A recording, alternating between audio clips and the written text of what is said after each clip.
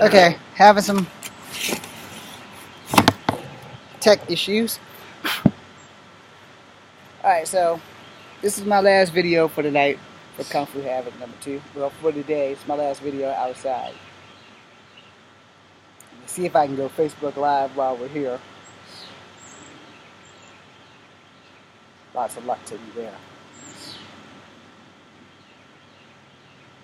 Plus I'm sweating. I'm a fucking storm.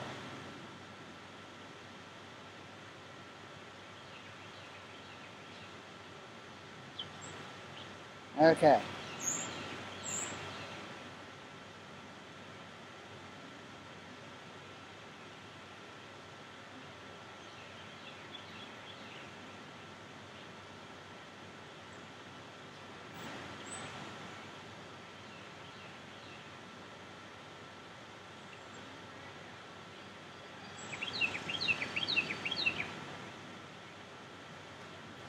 Okay, Kung Fu Havoc 2 is already a few minutes ahead of you on Facebook Live. If this is working, I don't know. I'm having technical problems with that damn phone.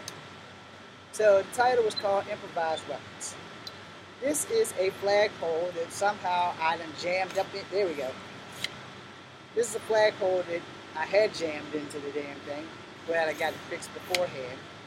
Alright, so improvised weapons. First off, you are the weapon. This is an extension. Can't always get a bow staff, you get the next best thing. Range. And that happened. For those on live, you can't make that shit up. But that's why you have improvisation. Well, that didn't happen while I was swinging the bitch, because that would have been bad. First time I found this damn thing, I did that, and I have a blooper reel somewhere. I don't have it on me. So I get that damn thing secure before I can swing it again.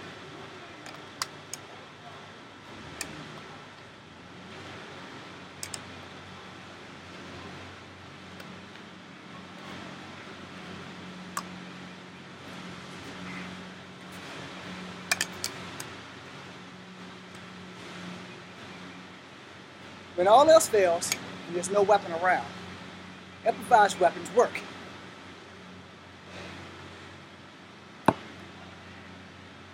So, you're not a badass, or you're not a great fighter. An improvised weapon and the baton skills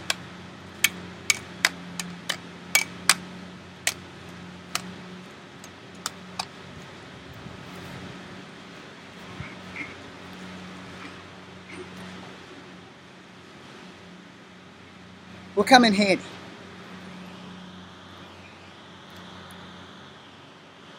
I totally screwed that up. Anyway, so you're walking down the road, getting attacked. All you have is a flagpole that you found in the street.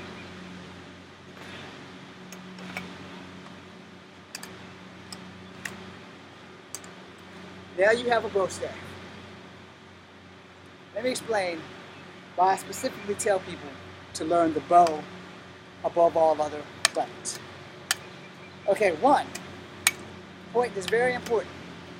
Bow staff, for those who are not strong fighters, you have range. You have your arm times the end of each side of that stick. And that simple wooden stick can topple armies. Yes, not today's modern armies with machine guns, but back in the day, in ancient China, one bow was all a person really ever needed. If they were good. But if they were great, one bow was devastating. The Legend of the Monkey King, he had a bow. A simple wooden bow. He had magic powers too, but he loved combat. You can ask all the Chinese people who philosophized the Chinese Legend of the Monkey King, which later would lead to Dragon Ball Z and the Saiyans. But for the most part, the flying cloud and the bow staff was his only arsenal of choice. Now, as a martial artist, which he was an accomplished martial artist, they would all tell you that everyone has a weapon of choice. I say the only weapon of choice you have is the one you're born into. You must be the weapon. The bow is the extension of an arm or a leg. If you don't know how to use the bow, it is one of the easiest and most devastating weapons that you can have. At least that was before the age of the sword. Simple wooden sticks are brought down mountains in ancient times. In the right hand, this thing was a lightning rod. In the wrong hands, it was still a lightning rod. A lot of tyrants also carried a bow. Because no one's going to ask you while you're walking through town with a simple stick. Bows don't always come in long stick shape like this. Some of them actually literally were sticks like Master Splinter would carry for those who don't know a lot about ninjutsu, which actually started in China. And they didn't always wear the black suits. That was one of the things the Japanese incorporated. So, though ninjutsu started in China, a lot of the stuff that you see is more from Japan, as in the outfits and the crickets and shit like that. Most ninjas was Master of Disguise. Most of that shit started in China to protect the emperor. There was also konoichis in China before there were konoichis in Japan. But they didn't have a specific name like they do in Japan. But for all medicinal purposes, a ninja would be wearing proper clothes instead of a black assassination outfit. Japan stepped up the game. That's pretty much how it ends right there. Japan stepped up the game.